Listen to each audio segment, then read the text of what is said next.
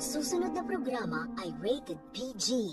Ito ay nangangailangan ng patnubay at gabay ng magulang para sa mga... Hello mga kapuso, ito na naman pong muli ang inyong lingkod upang ako po ay maghatid na naman po ng mainit-init pa na ganap dito sa abot kamay na pangarap.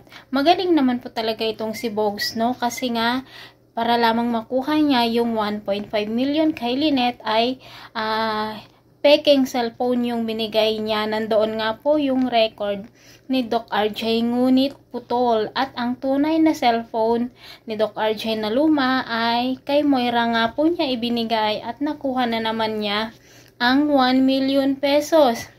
Kung kaya't agad na pinuntahan nila Annalyn at Josa ang kinaroroonan o ang bahay ni Bogs, ngunit tumakas na ito dahil nga marami na siyang pera at gusto na nga niyang itakas ang pera na iyon, kung kaya't hindi naman naabutan ni na Josa at Lynette si Bogs dahil nga po nagtatago na at mabilis na umalis. Samantala, tinawagan naman ni Doc RJ si Lynette upang tanungin kung mayroon pa bang ibang paraan para sa ganun nga ay maalala niya ang kanyang nakaraan, dahil nga po hanggang ngayon ay wala pa siyang naaalala. At dito naman sinabi ni Lynette na mayroon pa yung hard drive na sinasabi nila Moira at Zoe na binigay nila sa mga pulis.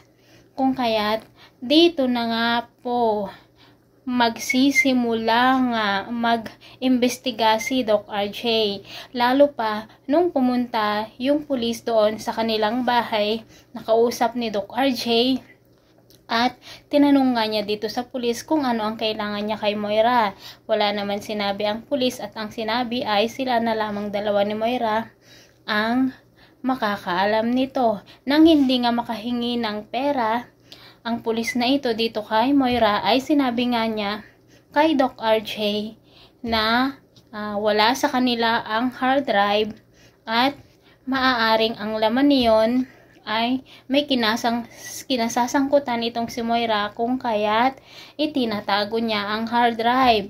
Samantala, dito na nga po sinira ni Moira ang cellphone. Pinukpok po niya ng bato para daw hindi na malaman ni Doc RJ ang katotohanan na siya ang nagtulak sa kanya sa hagdanan at si Zoe ay hindi niya anak. O diba, napakagaling talaga itong si Moira.